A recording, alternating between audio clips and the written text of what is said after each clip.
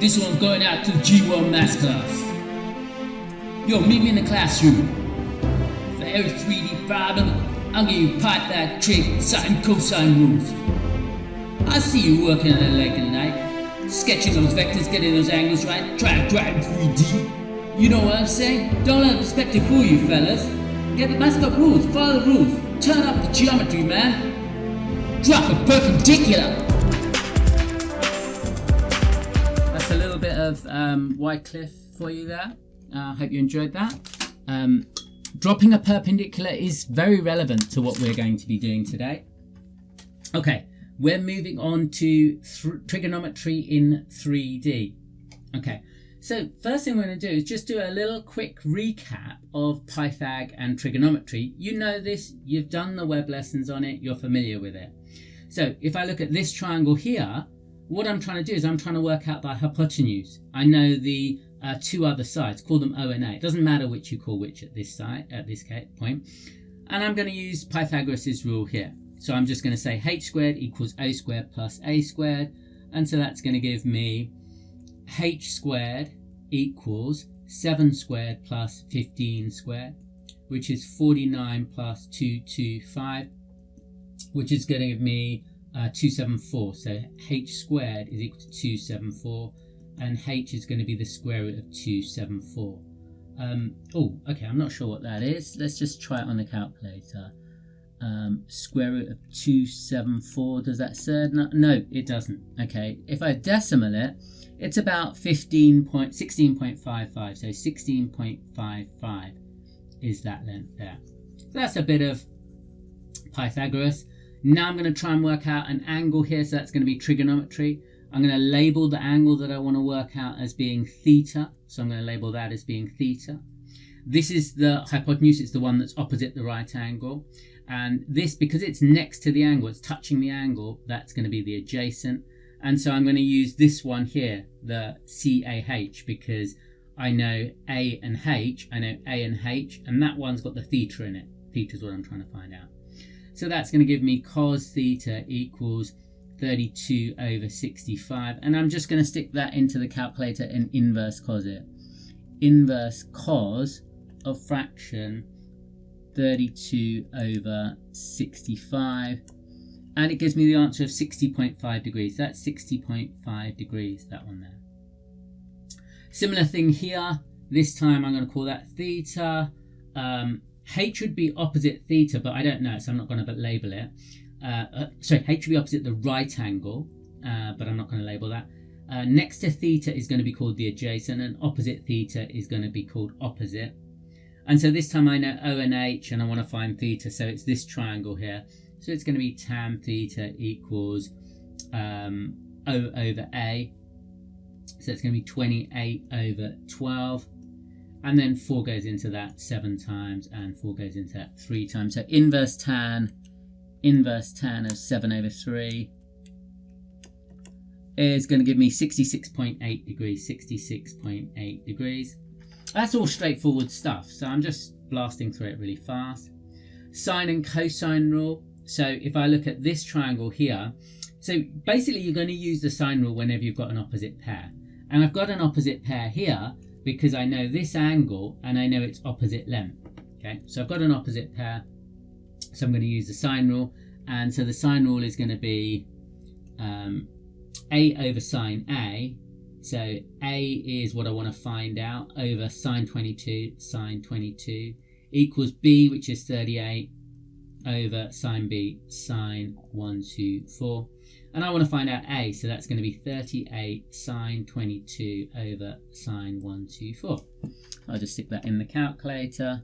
38, let's do a fraction, 38 sine 22 over sine 124, and that's going to give me 17.17. So this length here is 17.17 centimeters, roughly, to 4 significant figures. Okay, so this one I don't know an opposite pair. I know this angle, but I don't know its opposite length. I know that length, but I don't know its opposite angle. I know that length, but I don't know its opposite angle. So I'm going to use the cosine rule here. And so I'm just going to say a squared equals b squared 8 squared plus c squared plus 12 squared minus 2 times b times 8 times 12 times cos of A. Cos of A is 60 degrees. Okay, so that's going to be 64 plus 144 minus, well, I happen to know that cos 60 is a half, so that's going to give me minus 96. The half and the 2 are going to cancel out, and so that gives me a squared is 112, and so a is square root of 112, square root of 112, and 112, you can insert that because a would be 16 times 7 square rooted, and so it would be square root of 16 times square root of 7, so a would be 4 root 7. Okay, so there's my a worked out. I'll decimal it. 4 root 7 equals 10.58, 10.58. And the only reason I decimaled it is just to see, does it seem reasonable in comparison to the other lengths, and it does seem reasonable in comparison to the other lengths. Remember, the diagram won't necessarily be drawn to scale. Okay, so that was just a recap of sine and cosine rule before we start working on the things that we need to work on today. First thing we're going to look at is angles of elevation and depression. So I've loaded up a little GeoGebra applet here, and I've got this man in the lift, and I'm going to say, look, what happens if he looks horizontally straight ahead? If he looks horizontally straight ahead, he'd be looking at this point on this tower here. If, on the other hand, he wants to look at the top of the tower, he's going to have to raise his angle of view. He's going to have to, his line of sight is going to go up in that angle. And let's say we know this length is 12, and we know this horizontal distance is 16, then we can just use our trigonometry. Tan theta would be 12 over 16. And I've done inverse tan of it to get 37 degrees there. Okay, let's say he doesn't want to look at the top of the tower. Say he wants to look at the base of the tower. So now he's looking down, and so that's called an angle of depression. He's looking down, and that distance turns out to be 3 meters. I don't know why this guy is 3 meters tall. He's very tall, isn't he? Okay, so that distance turns out to be 3 meters. And that's a horizontal distance of 16. And then again, if you do inverse tan of 3 over 16, you get 11 degrees. I can move him up or down. I can sort of stop him here at the bottom. And now if he's looking horizontally across, he's looking at this point on the tower. If he wants to look up at the top of the tower, it's going to be a bigger distance upwards. And so he's going to be looking at a greater angle. And if he wants to look at the bottom of the tower, well, it's no longer an angle of depression, it's now an angle of elevation because he's now looking upwards even to see the bottom of the tower. And I can move him around. I can say to him, right, carry on moving, move upwards now. And I can just let him move upwards towards, the top here. And as he moves upwards, if I just stop him there, he's in the lift. He's not having to look so high compared to looking horizontally, and so the angle of elevation has got left. And I move him a bit more up that lift, move him to his highest position. That's as high as he can go. Even at his highest position, the top of the tower is still 1 meter above him, and so there's still a small angle of elevation of 4 degrees.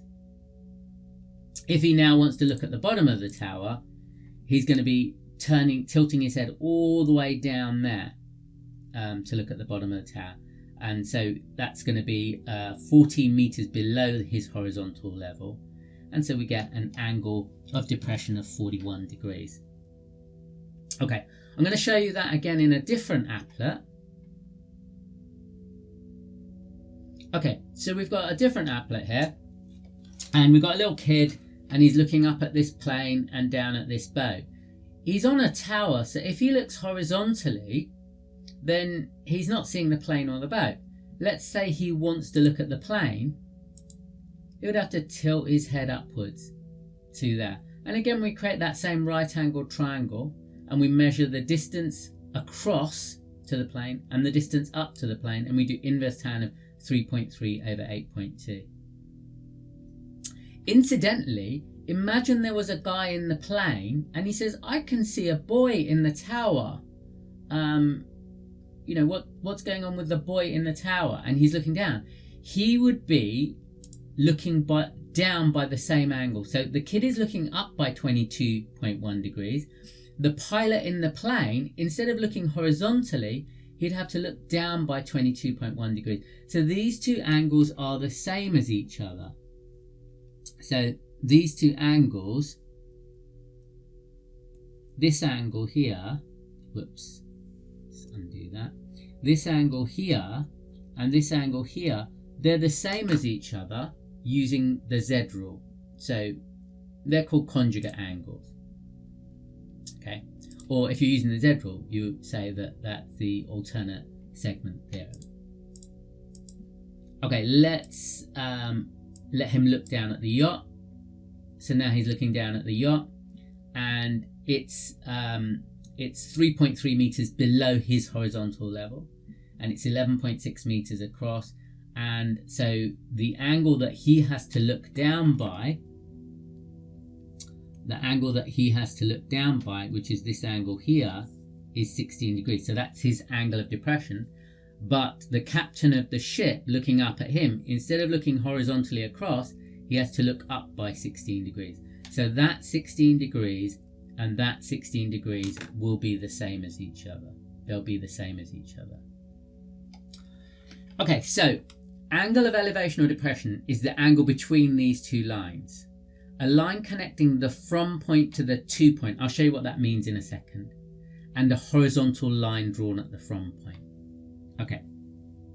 So here we've got Martian is 0.6 meters tall. So his height is 0.6 meters. That's 0.6 meters. And he's standing 13 meters away. So this is 13 meters away. And the tree is 4.7 meters tall, 4.7 meters. So all I'm doing is just putting the information. Find the angle of elevation of the top of the tree from Martian. So this is the bit that we're looking at. Find the angle of elevation of the top of the tree from Martian. So what we need is a line connecting the from point from Martian, so from the Martian, to the to point, elevation of the top of the tree. It doesn't say to, it says of, but that's the same sort of thing I'm going to say here. So, okay, so what we need to do is we need to add in a line connecting the from point from Martian to the of point of is the tree. Okay, and then it says a horizontal line drawn from the from point. From point is Martian, so we're just going to draw a horizontal line here, and it's the angle between those two lines that we're after. So it's this angle here that we're after. That angle there, theta, is our angle of elevation. So we know all these lengths. Let's just put those lines back in again. So we've got a purple line here. We've got a dotted purple line here. And we've got just a normal line there. And we can move this 13 meters up to there. And we know that this is a 90 degrees. This is a 90 degrees, and this is our theta that we want to find. Okay, so this length here would be, well, that's 4.7 from there to there, but that's 0.6. So this would just be 4.1 meters. And so tan theta is equal to opposite 4.1 over adjacent over 13. So theta is going to be inverse tan of 4.1 over 13, and that gives me an angle of 17.5 degrees. So he's got to look at 17.5 degrees above the horizontal in order to see the top of the tree. Martian likes the tree, so he shuffles towards it. What happens to the angle of elevation of the top of the tree from Martian? So as he moves closer, I think you can see that this angle gets bigger than it used to be. The closer he gets, the more he's going to have to strain his neck to look. So what happens is it increases. It increases. He stops when the angle of elevation reaches 64 degrees, mainly because his eyes cannot rotate any further upwards. How far is he from the base of the tree now? Give your answer to the nearest whole number. Okay, so there's our diagram again. We now know he's looking at 64 degrees. That's the angle of elevation that he's looking at. We want to find this length. And of course, just as before, this length here is just the height of the tree minus the height of Martian. So that's going to be 4.1 again. And so we're going to do the same thing again. We're going to say tan theta is opposite 4.1 over adjacent. I'm just going to call that A. I'm going to rewrite that as A equals 4.1 over tan theta. In fact, that's what the tan theta OA is there. If you want to find A, it's going to be O divided by tan theta. So you can just go straight to that. A equals 4.1 over tan 64. And let's just type it into the calculator. 4.1 over tan 64. And it gives us a 1.9997, so pretty close to 2 meters. So he's now 2 meters away from it. Okay. So these are the classroom practice questions we're going to do. So just take a screenshot of them. They'll also be linked on the bit below, so you'll be able to print them off as well. Trigonometry in 3 dimensions. Identifying right angles. When we try and draw a 3D object on 2D paper or on a screen like I'm talking to you on, the angles get distorted. So here I've got a cuboid. You recognize that as being a cuboid, okay? But 3D distort angles, so you must take care to establish where the right angles are. So I'm looking at it from the side now. And as I'm looking at it from the side, the base looks like that. That's what the base looks like. But if you view it from above, that's what the base would look like. Now, if I see that, I would say to you, oh, that's not a rectangle. That looks to me like a parallelogram. That's just a distortion of the perspective from which we're viewing it. So you've got to know, okay, yeah, but I know what that's going to look like. So we'll do a little bit of practice of that. Okay. So what I've got here is I've got a little setup and we're trying to see whether the angle is 90 degrees or not. Now there's a little trick you can always use that will tell you if an angle is 90 degrees or not. If you have a vertical line, a line that you know is vertical, and it lands on a horizontal base, then that will be 90 degrees. So this base here, whoops. That's not what I expected to happen. Let's just undo that. Okay, so this base here. Okay, so this base here is the ABCO base, and I want to see whether this is the line, the angle between U, the other U, and B is 90 degrees, and I can move you as well, so I can move you along here, and that might change the angle or it might not change the angle. Okay, so as I move you here, now here you obviously know that the blue line connecting U and U dashed is vertical, and the other line connecting U to B is in the horizontal base, so that would be a 90 degrees. Let's move on to the next one. Okay. This one, you want the base, you want one of the lines to be in the horizontal base. Now, that's not the base, it's the top, but it is still horizontal. But I can just rotate it around to show you that it is still horizontal. So I can just flip it around here and flip it around until that is horizontal. Okay, so let's say that's now horizontal, so that base is now horizontal. Move that down a bit. So that base now, so this, the line from O to S dash is a vertical line, and the line from S dash to Q is in a horizontal base. So we can say, yes, that's a vertical line meeting a line lying in a horizontal base. So yes, that is 90 degrees. Okay, let's move on to number 2. Okay, is this a 90 degrees line here? Again, we want one of the lines to be lying in the horizontal base. So again, I'm just going to rotate it. Just going to rotate it round until that base is horizontal. And you can see the line from O to R is lying in a horizontal base, and the line from Q to R is a vertical line. So yes, that's a 90 degrees. Okay, is this a 90 degrees?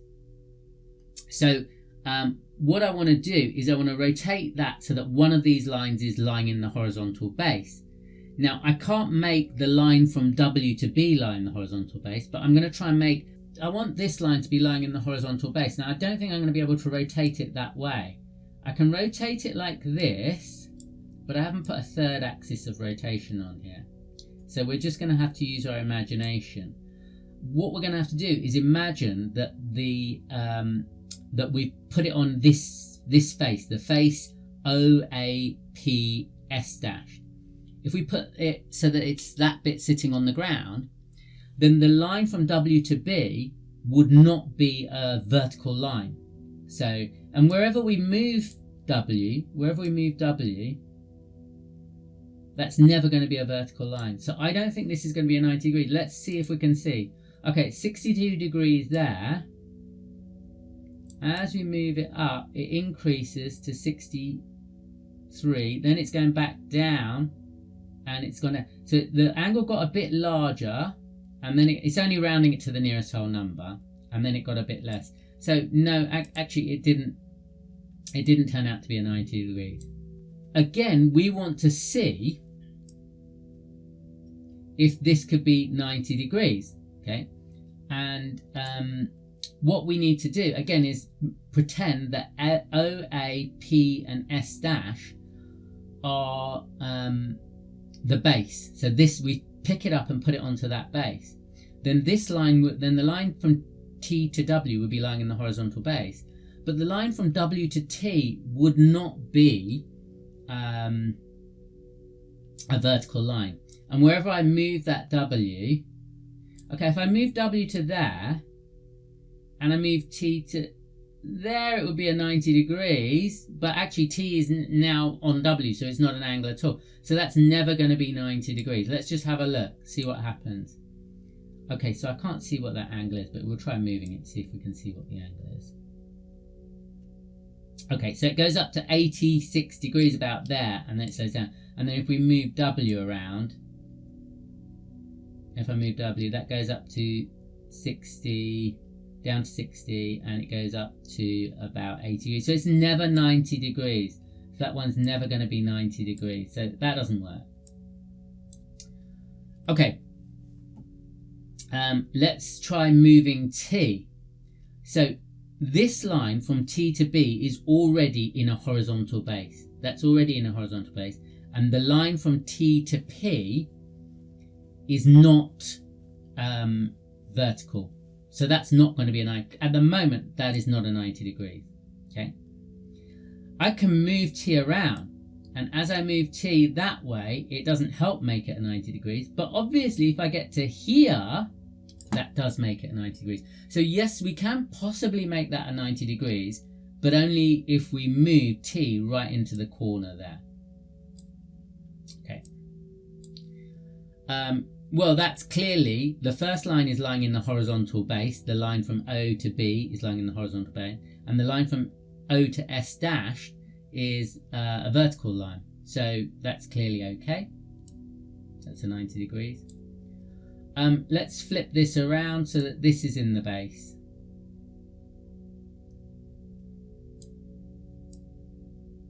Okay.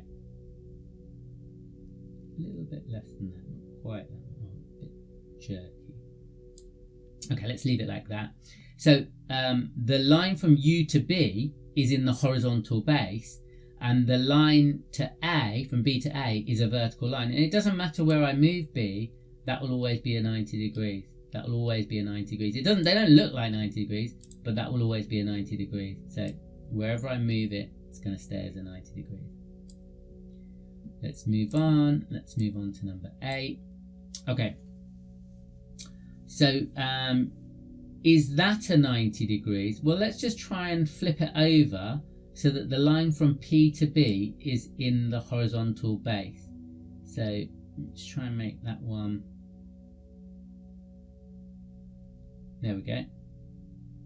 So that's now in the horizontal base. This line here isn't vertical, so that's not. But if I move W, to there, then that will be a vertical line. So that will be 90 degrees, right? But if I move it away from there, it won't be 90 degrees. Okay. So this is the problem. Can we tell what is a 90 degrees? And can we tell what isn't a 90 degrees? And so this is what we're going to go through in the lesson.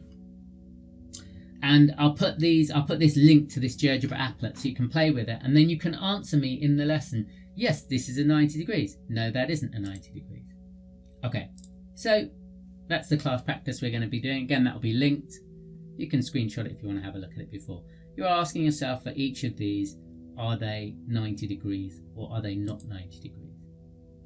Okay, so if we want to find the angle between two lines in 3D, what we do is we connect them together to form a right-angled triangle.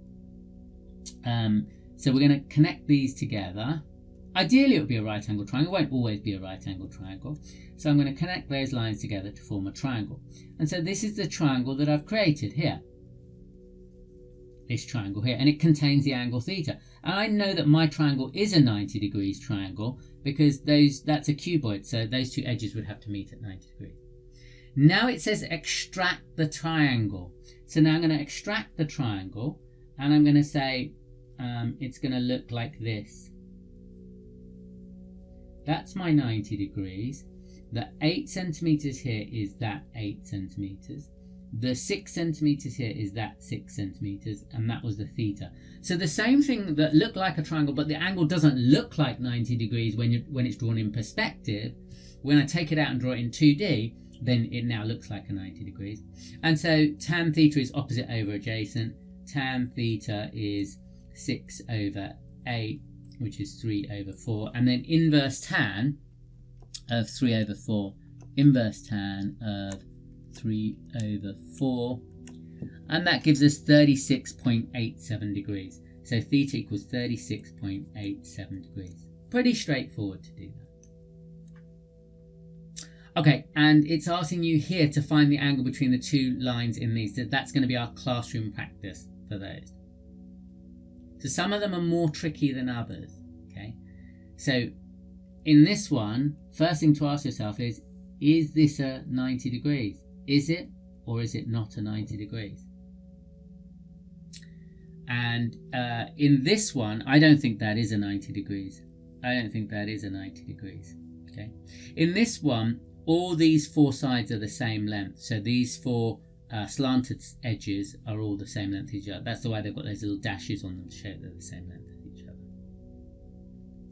On this one, that's 13, and that E to B is also 13. And A to E and E to B and F to C and F to D are the same length as each other. And again, you've got to ask yourself, is this a right-angled triangle? If that is a right-angled triangle, it should be quite easy for you to work it out. Finding the angle between a line and a plane. So, right, now we want an angle between a line and a plane. So it says rotate the object so the plane is the base. Well, the plane already is the base. It's already sitting on the horizontal ground. Drop a perp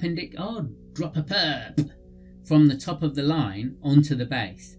Imagine a drop of water fell from the top of the line landing on the base. So if we had a little drop of water here and it just dribbled down, it would drop down to here. And so it's just saying, look, do that. And then connect that back to the bottom of the line.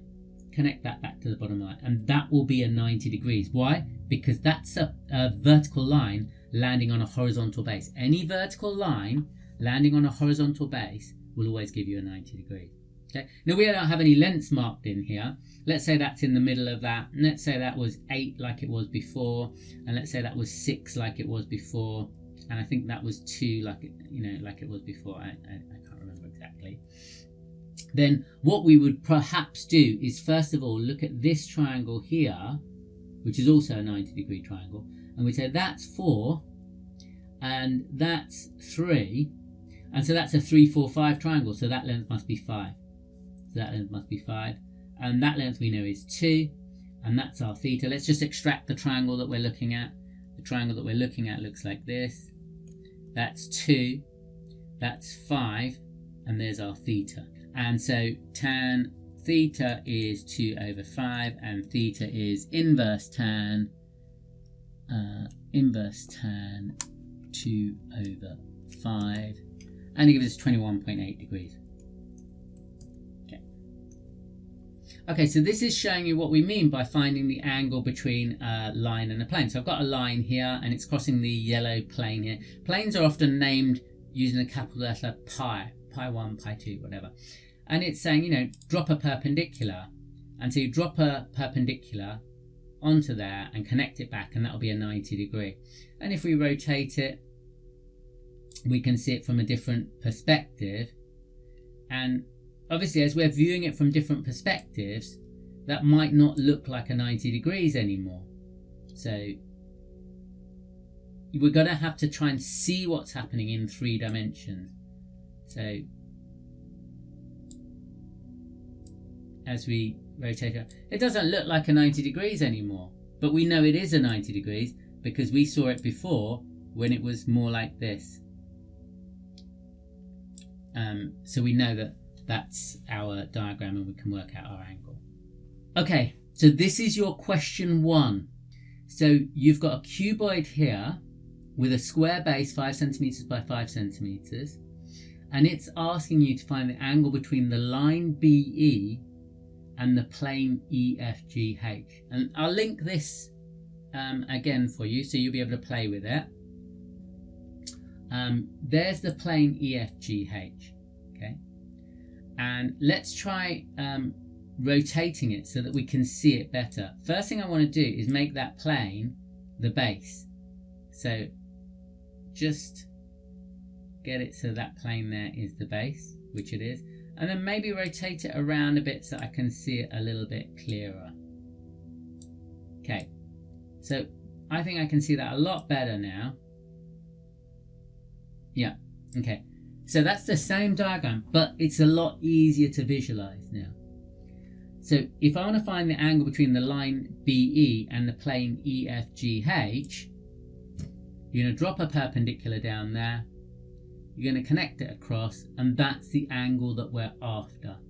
Okay, so that's the angle we're after. That'll be linked there. Your job is to find that angle. So that's your question 1. Oh, what's that? Looks like something from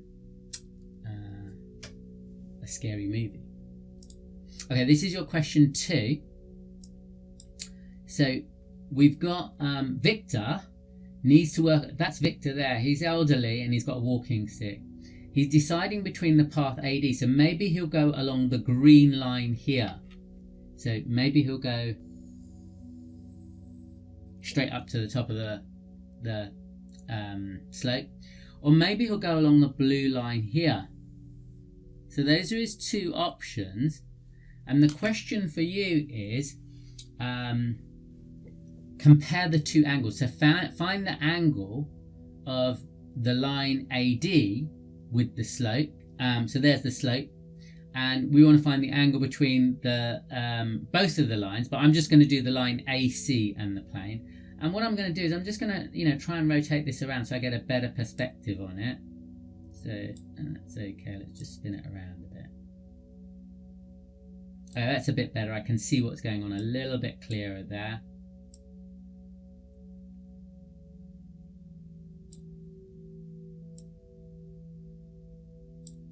Maybe I'll move that back down a bit. Okay. All right, and then this is the angle I'm after. So drop a perpendicular from C, connect it back up to A, and that's the angle I want to find. That's only one of the angles. That's the angle between AC and the horizontal base. We also need to find the angle between AD. So you've got to find them both. so that you can tell him, look, this is the better slope. And he says, well, I don't believe you. And you say, well, I've calculated. These are the numbers. And usually when you say you've calculated it and these are the numbers, people get frightened and run away. Okay, so this is your third question. So all these three will be linked so that you'll be able to see the questions and rotate it around, stuff like that. And this time you've got to find the angle between VA and the base ABCD, the angle between VB and the base ABCD, and the angle between VN and the base ABCD. Now this is a slightly misleading diagram because it just looks like an ordinary pyramid, like the pyramids in Egypt. But this is a semi-right pyramid. V is directly above the line AD. So if I just spin it around, I'll show you what I mean by that. If I just spin it around, now you can see. Okay, so V is not above the center of this. V is not above here. V is not above this point. V is above this point here. I'm going to call that point M. V is above that point M. So, okay. So that's your third question. You need to hand that in. Okay. That's the classroom practice we're going to be doing on the angle between a line and a plane. Okay, and that's it. We're done for 3D trigonometry. Your homework will be given in the lesson and then it'll be listed in the students portal. Don't forget to hand in your corrections to previous homework and don't forget to prepare for this weekend's test. Okay, I will see you in the next lesson primer. Mena will see you in the classroom. Bye.